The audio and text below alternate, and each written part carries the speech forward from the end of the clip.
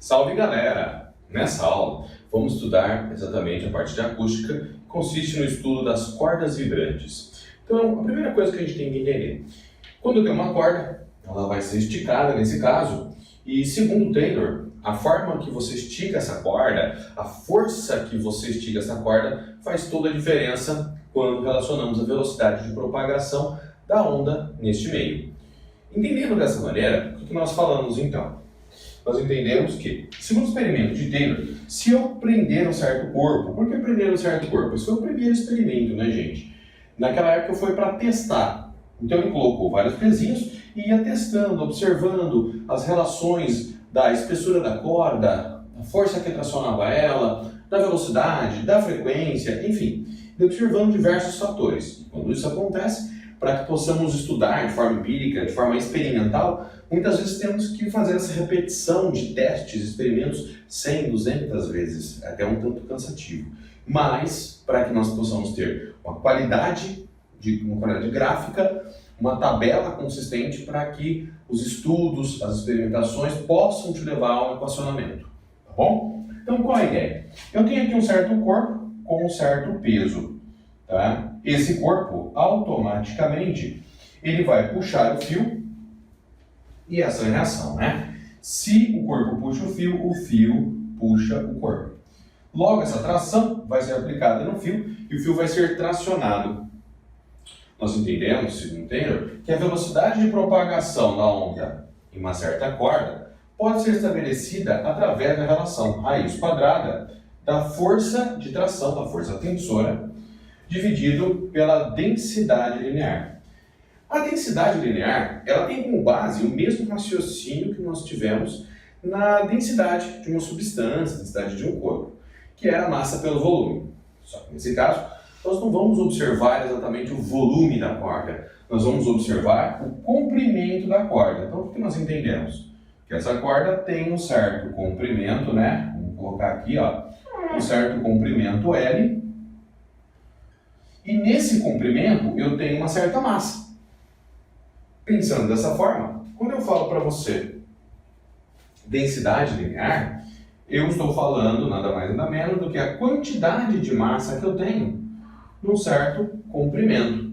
Onde massa é a massa, nesse caso, do fio, o comprimento é o comprimento do fio, certo? E, lógico, se a densidade linear é a relação das duas, a unidade nada mais justo do que ser a combinação também delas, quilogramas por metro.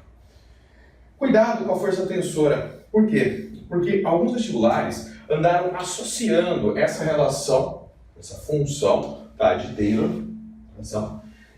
pegando o corpo numa situação inicial como essa, em seguida comparando ele com o mesmo corpo mergulhado no líquido.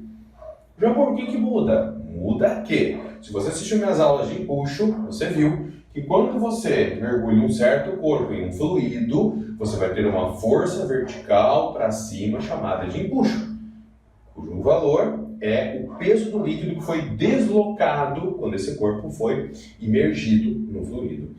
Então, quando aparece um empuxo aqui, o valor da tração, lá chamado de peso aparente, tá? Ele é alterado. Então, o que nós sabemos? Eu sei que todo corpo mergulhado em fluido tende a receber uma força vertical para cima chamada de empuxo.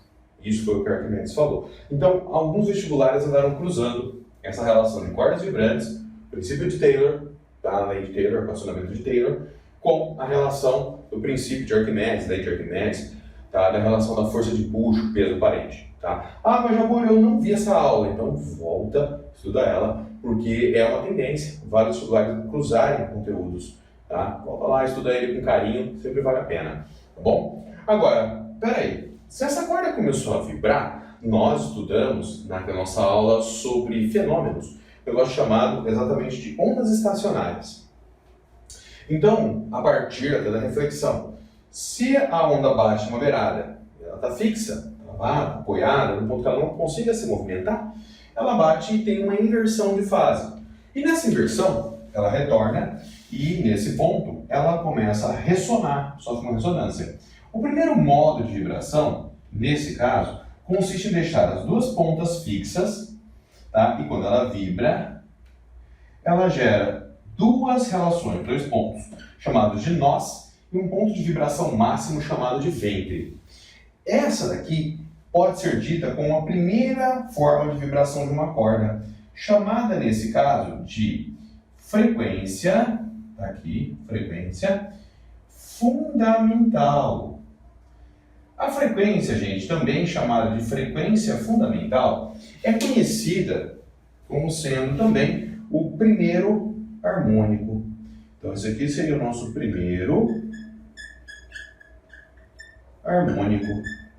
Perfeito, né? Também chamado de F1, primeiro modo de vibração. Aqui, F1.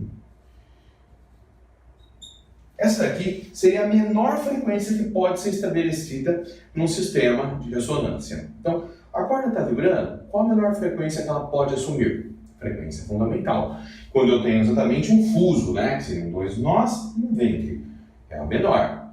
Vale muito a pena guardar ela? Vale. Por quê? Porque é a mais solicitada. Frequência fundamental é a base para toda a relação, seja ela de cordas ou do próximo conteúdo que vamos falar, que são os tubos. Tá? Fechado, tubo aberto. Veja bem esse formato, entenda como ele funciona, porque ele vai ser muito solicitado quando essa matéria for colocada à prova.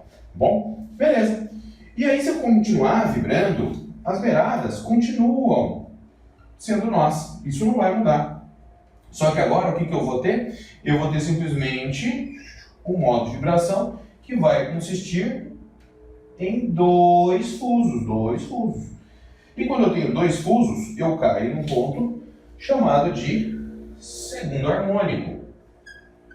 Mas, Jator, simplesmente é o segundo harmônico porque eu tenho dois modos? Não, não é por isso. Quando nós falamos que você está no segundo modo de vibração, é a segunda situação. Quando nós falamos que você está no segundo harmônico, quer dizer que o primeiro desenho repetiu-se duas vezes, tá? Ah, então se eu tiver 3 ventres, eu estou no terceiro harmônico? Exatamente. O próximo modo de vibração, nesse caso, seria se você tivesse, ó, ventre, vibrou. Então você tem 3 fusos. Se você tem 3 fusos, você está no terceiro harmônico. E no caso de cordas, por coincidência, ele também é o terceiro modo de vibração. Então nós temos a sequência completa, nem sempre isso vai ocorrer. Então, primeiro modo de vibração, primeiro harmônico. Segundo modo de vibração, segundo harmônico. Terceiro modo de vibração, terceiro harmônico. Frequência F1, a primeira. Logo a F2, que seria a segunda, ela consiste no múltiplo inteiro, que representa um número, ou você pode olhar como o número do fuso, de fusos que você tem, né? Eu tenho 2 fusos, ou eu posso olhar com o segundo harmônico, né? Então, 2 vezes o primeiro. Quando eu for para o F3, então, eu vou ter 3 vezes o primeiro. E de modo geral, galera, se eu precisar daquela esticadinha, eu posso falar que a frequência do harmônico N, que eu não sei nem qual é o número N de fusos que eu tenho, vezes a frequência fundamental. E complemento. Vamos lá? Vem de cá para mim. Se eu tenho somente uma crista, lembrando que essa onda não está em 2 lugares ao mesmo tempo. Olha a crista, olha a vale, olha a crista, olha a vale, olha a crista, olha a vale. Como eu tenho somente a crista, eu tenho metade de um comprimento de onda. Então, nessa situação, respectivamente aqui, eu tenho meio lambda como sendo o tamanho de um fuso. Se eu tiver 2, então, meio e meio vai dar um lambda inteiro, né? Uma crista mais um vale.